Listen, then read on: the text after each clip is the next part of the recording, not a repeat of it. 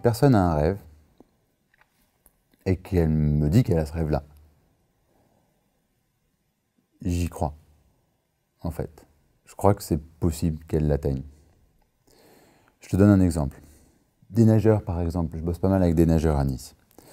La petite nageuse dont je parlais tout à l'heure, j'en ai une très précisément en tête, à 10 ans, et qui est capable de te dire dans les yeux, moi, ce que je veux, c'est être championne du monde. C'est évident qu'elle peut.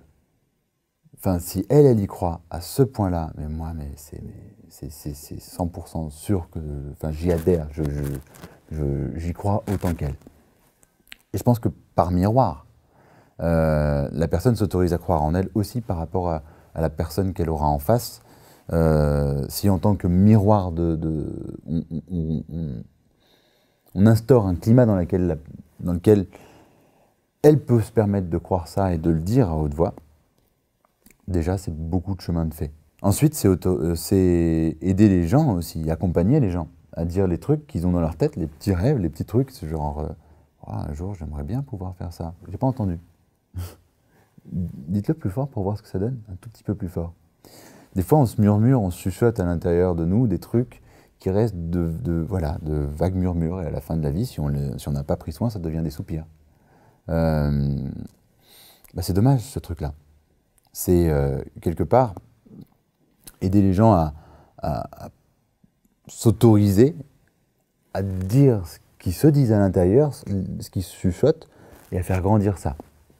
Techniquement, l'hypnose, c'est utile, mais plus que l'hypnose, en fait, c'est quelques agencements de principes. Par exemple, il y a un principe que j'utilise, que j'ai pu constater chez les personnes qui vont assez loin vers leurs objectifs.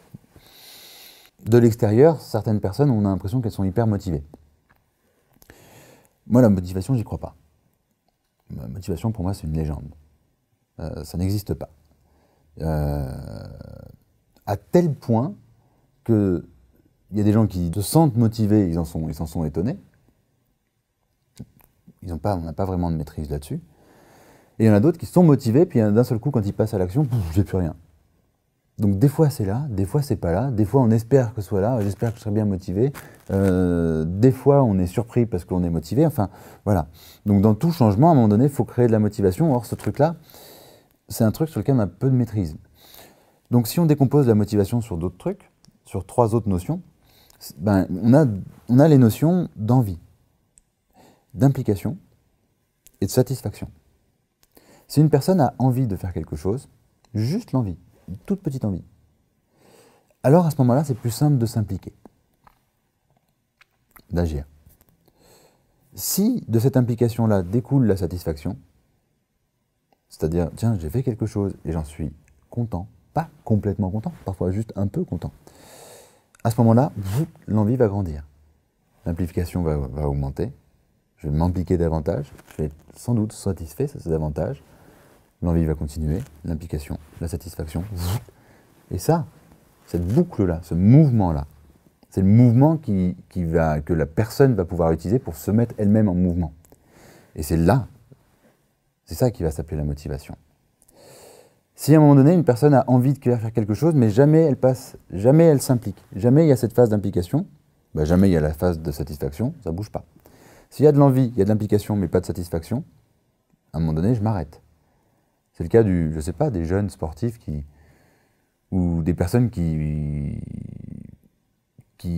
arrêtent trop tôt la cigarette, enfin qui arrêtent la cigarette et puis qui reprennent parce qu'elles ne sont pas arrivées au stade où elles ont la satisfaction de sentir qu'elles vont mieux. Elles ont envie, elles s'impliquent, elles n'obtiennent pas de satisfaction, ou elles ne se donnent pas ce temps-là, ou elles n'arrivent pas à se le donner, boum, ça chute, pas de motivation, je reprends la clope. Ce moment-là, il est déterminant. Parce que bien souvent, la pensée, elle entrave l'action. C'est-à-dire qu'il y a plein de personnes, par exemple, qui pensent beaucoup, qui rêvent beaucoup. Un jour je ferai ça, un jour je ferai ça, un jour je ferai ça. J'ai plein de rêves, mais jamais j'agis. Le principe, ça va être à un moment donné de faire taire le mental.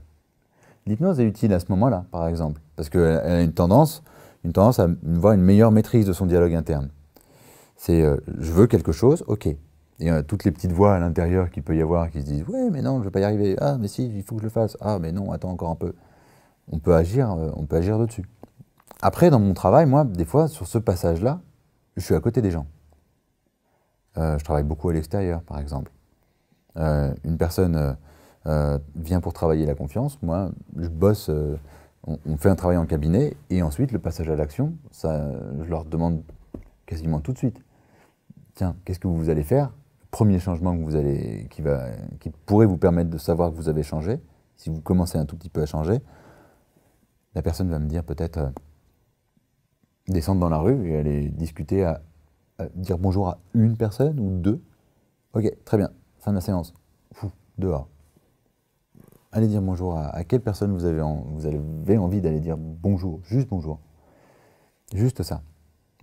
Moi, je suis un peu éloigné, mais en tout cas, on remet dans le concret.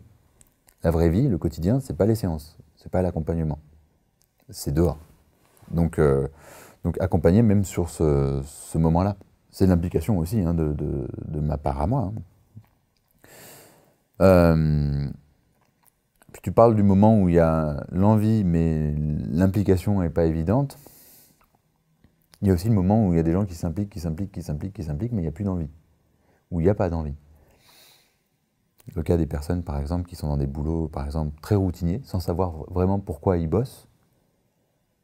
Ils s'impliquent dans des trucs, pas de satisfaction, pas d'envie, pas de motivation. Ils sont bloqués dans l'implication. Implication par rapport à des choses qu'ils croient devoir faire et tout. Et ben, il y a tout le travail de, ok, mais en fait, c'est quoi qui vous anime?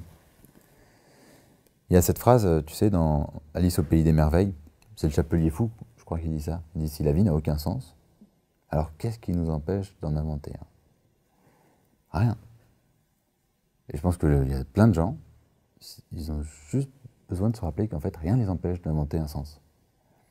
Et de se reconnecter à l'envie pour de nouveau arriver à s'impliquer et à agir.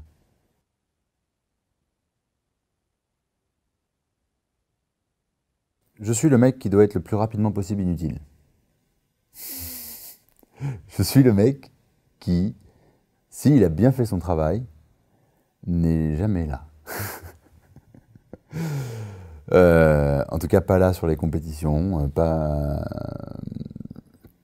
là sur les entraînements. Avec les sportifs, il y a une aberration.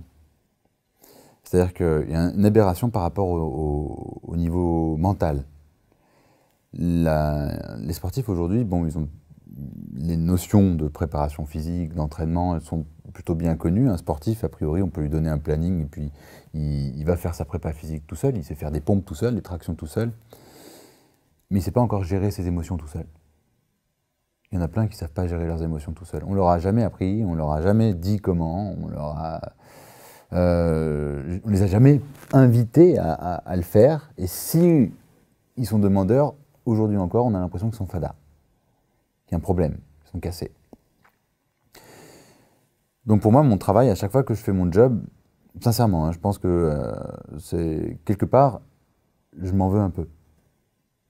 Quand je travaille avec un sportif, parce que je me dis que mon travail ne devrait pas exister. Mon travail de coach mental, il ne devrait pas y en avoir. Le sportif, s'il est expert du mouvement, expert de son corps, il doit être autant expert du mouvement qu'il y a dans les pensées, du mouvement qu'il y a dans ses émotions. Donc d'ailleurs, c'est toujours cette idée en fait d'autonomie. Quand je bosse avec un sportif, c'est lui, il est autonome, moi je suis à côté. Il n'y a rien de mieux qu'un sportif qui me dit « Tiens, en fait, j'ai trouvé une autre technique que celle qu'on a fait ensemble et elle marche mieux. C'est la mienne. » Ça, c'est bien. Ça, c'est chouette. Sauf qu'aujourd'hui, ma place n'est pas forcément celle que j'aimerais. Parce que souvent, on fait appel à moi lorsque c'est la dernière minute et ça ne va plus du tout. Genre, Jeux Olympiques dans une semaine. Ça ne va pas le faire. Alors que moi, je rêve en fait qu'un jour, il y a un sportif qui m'appelle et qui me fasse « Jonathan, oui, tout va bien. Du coup, ça serait bien qu'on se voit. » Parce que justement, tout va bien, c'est le bon moment pour entraîner le mental. Parce que le mental, ça s'entraîne en fait. Donc la place qu'on me donne en tant que coach mental, c'est souvent le type de la dernière minute à qui on attend un coup de baguette magique. C'est un problème, mais c'est parce qu'en fait, dans le sport, on est dans le domaine du mental, encore dans un moment où on est en train de parler de préparation mentale, alors qu'on ne prépare pas le mental, on le répare à la dernière minute. On est dans de la réparation mentale. Alors qu'on devrait complètement changer de paradigme et penser entraînement mental. Les sportifs, ils ont 10 ans, ils doivent s'entraîner mentalement. Le mental s'entraîne. La concentration, la motivation, ça s'entraîne jour après jour. Les émotions, ça s'entraîne. La gestion des émotions, ça s'entraîne. La gestion de l'estime. Et dans mon boulot, ma place, c'est plus là. Je suis entraîneur mental. Moi, je déteste quand on me dit qu'un truc n'est pas possible. C'est un truc, ça m'a toujours gonflé.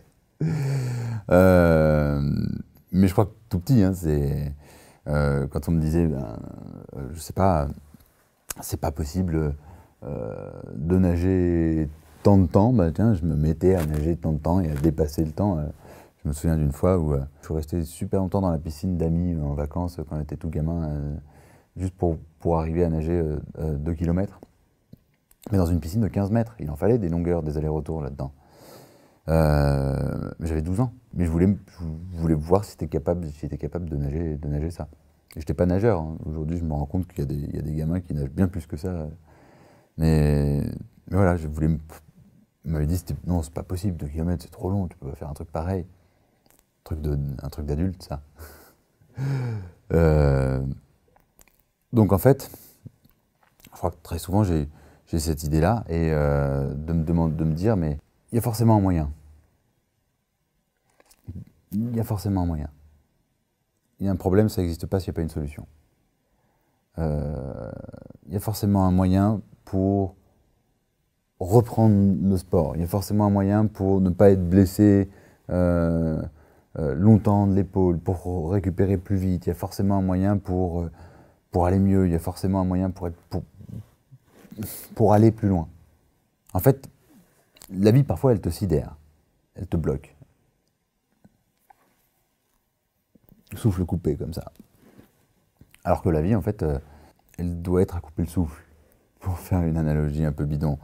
Mais pour ça, il faut se mettre en se demandant, ok, mais là, ok, d'accord, ça va pas, mais il y a forcément un moyen de garder cette conviction-là. Je sais pas comment dire, c'est une intuition, c'est une conviction, ça va aller. Ça va aller. Est-ce que c'est de l'optimisme? Je sais pas. Est-ce que c'est une croyance? Oui, par contre, ça c'est sûr. Quand j'ai quelqu'un en face de moi qui me dit non, je peux pas faire ça, c'est pas possible, j'y crois pas. Je ne peux pas y croire. J'ai vu des personnes, parce que je travaille aussi en géronto avec ma femme, c'est plutôt son domaine à elle, mais on bosse ensemble. J'ai vu des personnes transformer leur vie à 80 ans, 85 ans, 95 ans. Cette conviction-là, je crois que c'est ces rencontres-là qui m'ont aidé. La géronto, pas mal, ouais. Les sportifs aussi. Il y a forcément un moyen pour s'en sortir, il y a forcément un moyen pour aller plus loin, il y a forcément... Après, par contre, c'est de l'investissement. Changer un truc, c'est s'investir. S'entraîner pour un sportif, c'est s'investir. Les personnes qu'on forme en hypnose, ben, elles doivent s'investir aussi. Enfin, c'est là où il y a de l'envie, il y a de l'énergie. Dès qu'il y a cette énergie qui est canalisée avec cette idée, ok, il y a forcément un moyen pour aller plus loin. À ce moment-là, on peut aller où on veut.